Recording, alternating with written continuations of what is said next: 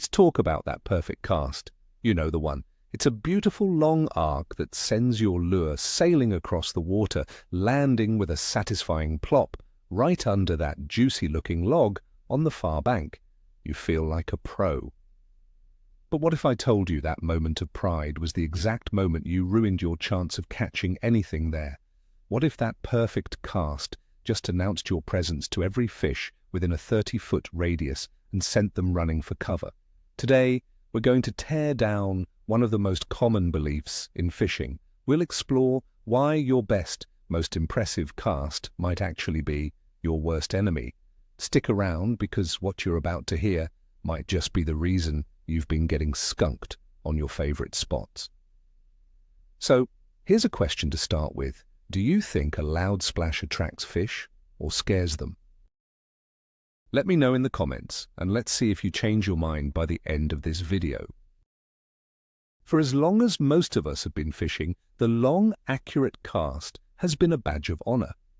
We see the pros on television bombing their lures a country mile and landing them on a dime.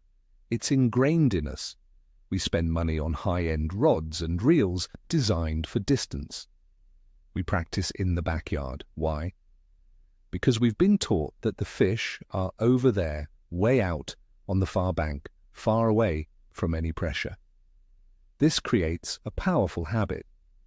We get to the water, and our first instinct is to launch our lure as far as humanly possible.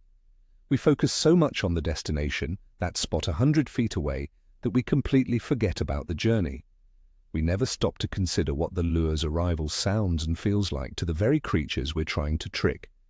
It's a classic case of focusing on the wrong part of the equation, a habit passed down through generations of anglers that, for the most part, goes completely unquestioned. Let's start with the basics of what happens when your lure hits the water. Imagine a perfectly still morning on the lake. The water is like glass. You launch a half-ounce spinnerbait across the water. It doesn't just plop, makes a loud splash. To us, above the water, it sounds minor, but underwater, sound travels more than 4 times faster than it does in air. That splash isn't just a sound, it's a concussive force, a pressure wave that radiates outward in all directions. Think of it like dropping a rock into a quiet pond. You see the ripples on the surface, but a much more powerful and faster-moving pressure wave is expanding below. This is the first signal you send to every fish in the area, and it's a loud one. Now let's get into the fish's perspective. Fish don't just have ears, they have a far more sensitive tool called the lateral line. This is a system of sense organs that runs down the sides of their body. It detects movement, vibration, and pressure gradients in the water. It's how a fish feels its surroundings. A bass can use its lateral line to detect a tiny bluegill fluttering its fins from several feet away. So when your heavy lure crash lands on the surface, it's not just a noise. To the fish's lateral line, it's a sudden, violent, and unnatural event. It's an explosion in their sensory world. They don't have the context we do. They don't know it's just an angler's lure. Their instinct interprets it as a large non-prey object falling from the sky, which almost always means danger. This brings us to a critical distinction, the difference between a dinner bell and a burglar alarm. Natural prey items like a frog plopping off a lily pad or a grasshopper falling into the water make a certain kind of sound. It's usually a softer, more subtle entry.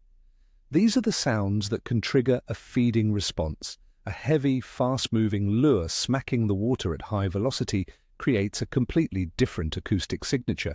It's sharp, loud, and jarring. It's the burglar alarm. Instead of thinking food, the fish's brain screams danger. Its primary instinct is to either freeze in place or, more likely, dart away to the safety of deeper water or thicker cover. And just like that, the spot you so perfectly cast to is now empty. Think about how we approach fish in other situations. If you're sight fishing for a bass on a bed, you don't stomp on the bank or let your shadow fall over the fish, do you? Of course not. You move slowly, you stay low, you make careful, quiet movements. We understand the need for stealth when we can see the fish. So why do we abandon that principle entirely when we're casting to a spot we can't see? We somehow believe that because the fish are 30, 40, or 50 feet away, they are oblivious to our presence. The loud splash of a lure is the auditory equivalent of stomping on the bank right next to the fish. It's a fundamental contradiction in our approach that costs us countless bites. Let's debunk a common myth right now. Many anglers believe a loud splash can actually attract fish, triggering a reaction strike. While this can be true in very specific situations, it's the exception, not the rule. For a reaction strike to work, the fish needs to be in an aggressive mood. The water often needs to be murky or choppy to mask the unnaturalness of the entry, and the lure needs to immediately look like a fleeing baitfish. But in most conditions, especially in clear or calm water with neutral or pressured fish, a loud splash is a liability. Relying on a reaction strike from a loud entry is like trying to scare someone and hoping they'll hand you their wallet instead of running away. It's a low percentage play. So what's the alternative? The key is to change your mindset from distance and accuracy to stealth and presentation. The goal is not just to get the lure to the target, but to get it there as quietly and naturally as possible. This means re-evaluating your casting motion. Instead of a high overhead power cast which maximizes velocity and entry impact, you need to think lower and softer. The ideal cast is one that has a low trajectory, allowing the lure to land with a forward momentum that lets it skim or slide into the water rather than plummeting from above. This simple change in your cast's arc can dramatically reduce the sound and disturbance of your lure's entry. One of the best ways to achieve this is with a simple underhand cast or a sidearm roll cast. Picture yourself on the bank. Instead of bringing the rod straight back over your shoulder, you bring it back to your side, keeping it parallel to the water. Then you roll the cast forward in a smooth, sweeping motion. This keeps the lure traveling low to the water. It might not feel as powerful or travel as far initially, but the difference in how the lure enters the water is night and day. It goes from a splash to a shh. It's the difference between a cannonball and a diver's entry. This is the sound of a potential meal, not a potential threat. Here's another pro-level tip that completely changes the game. Cast beyond your target. Let's say you want to fish a specific stump that's a few feet off the bank.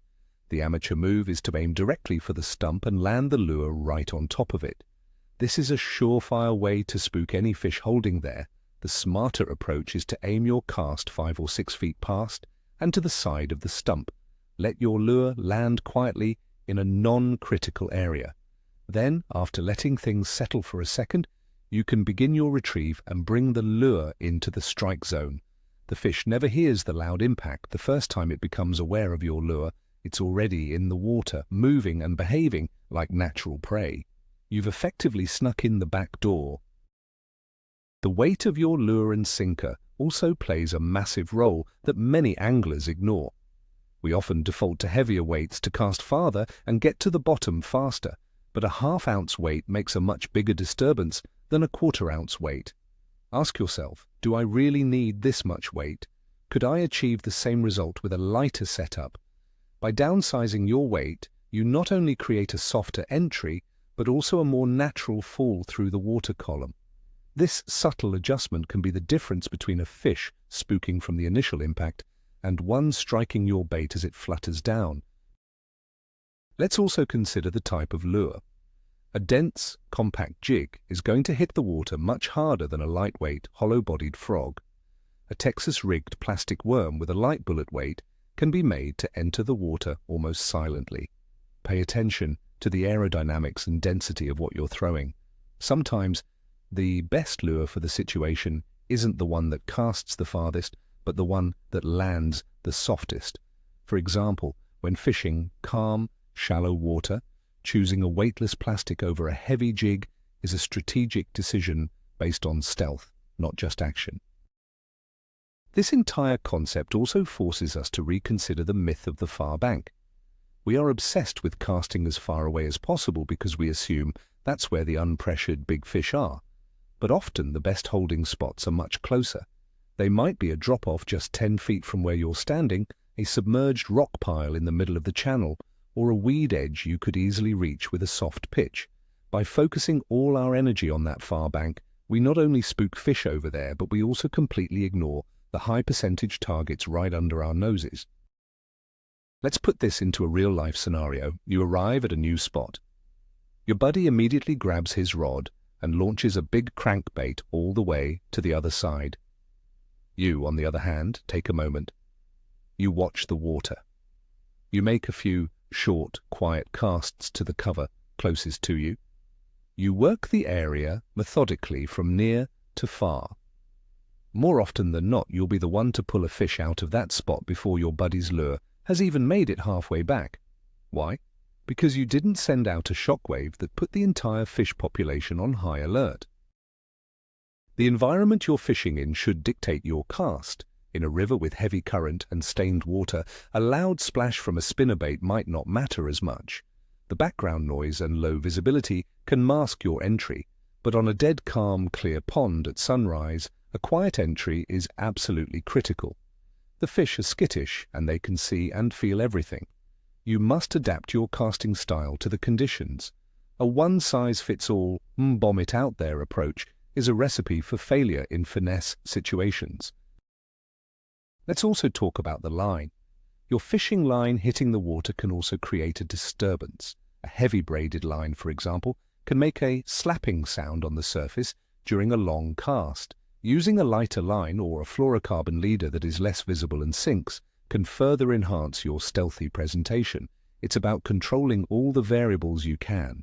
The lure entry, the line slap, your shadow on the water, the noise you make on the bank. It's all part of a single system of stealth that separates great anglers from average ones. This isn't just theory, you can test this for yourself. Next time you're out, go to a spot where you can see fish like bluegill or small bass near the bank. First, make a normal overhead cast and land your lure about 10 feet away from them. Watch how they scatter instantly. Now, reel in and try again. This time use a low, soft, underhand pitch. Land the lure with minimal disturbance. You will be amazed at the difference. Often they will barely react, or they might even swim over to investigate. This simple experiment is all the proof you need. The mental shift is perhaps the hardest part. We get a dopamine hit from a long, powerful cast. It feels good, it feels skillful. Adopting a shorter, softer, less impressive-looking cast can feel like a step backward. But fishing isn't about impressing other people on the bank. It's about fooling the fish. You have to trade that feeling of power for the much greater satisfaction of a bite. It requires discipline and a conscious effort to break a lifelong habit, but the results will speak for themselves. This principle extends to all forms of fishing, not just bass fishing. Trout in a clear stream are notoriously skittish. A fly that smacks the water instead of landing gently will send them fleeing. Crappie suspended around a brush pile will desert it if a heavy jig bombs into the middle of them. Even saltwater fish on the flats will bolt from a lure that lands too hard. Understanding the importance of a stealthy entry is a universal key to catching more wary fish in any environment. So, when is a loud splash okay? As we mentioned, it can work for aggressive reaction strikes. Think of burning a buzzbait over a shallow flat for active bass, or dropping a large popper in open water to call in pelagic species. In these cases, the commotion is intended to simulate a panicked, fleeing baitfish and trigger a predatory impulse. But notice the context. The fish are typically aggressive, and the lure is moving fast. It is a specific tactic for a specific situation, not a default casting method for dissecting cover. Another time a hard entry might not be a deal-breaker is in very deep water. If you're fishing a ledge in 30 feet of water, the impact on the surface is less likely to spook a fish holding on the bottom. The sound and pressure wave will dissipate over that distance. The key variables are water clarity and depth. The shallower and clearer the water, the more critical a silent entry becomes. This is why bank anglers who are almost always fishing in shallower water need to be masters of the stealthy cast. Ultimately, what this all comes down to is thinking like a predator. A successful predator, whether it's a lion in the grass or a heron on the shoreline relies on stealth to get close to its prey before it's detected. As anglers, we are predators. Our lure is the final attack, but our cast is our approach. If your approach is loud and clumsy, the prey will be gone long before your lure ever gets a chance to do its job. It's time to stop being a clumsy fisherman and start being a silent hunter. Your catch rate will thank you for it. So, let's bring it all together. That beautiful, long-distance cast that we've all strived to perfect. In many, if not most, fishing situations, it's actively working against us. It's an alarm bell, not a dinner bell.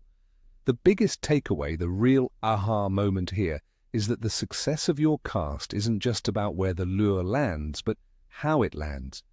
The sound and pressure wave from a heavy-handed cast can clear out a promising spot before you even turn the handle on your reel. This simple realization can fundamentally change your entire approach to fishing. You'll start seeing the water differently, valuing shorter, stealthier casts over long, inaccurate bombs. You'll begin to pay more attention to the water right in front of you. This isn't about a fancy new lure or expensive gear. It's a shift in mindset that will, without a doubt, put more fish in your hands. Thank you so much for watching and for being willing to challenge some old-school thinking.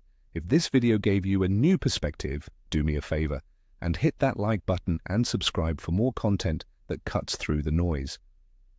Now I have to ask you, what is the single biggest golden rule of fishing that you have personally found to be completely wrong? Drop your story in the comments below. I can't wait to read them.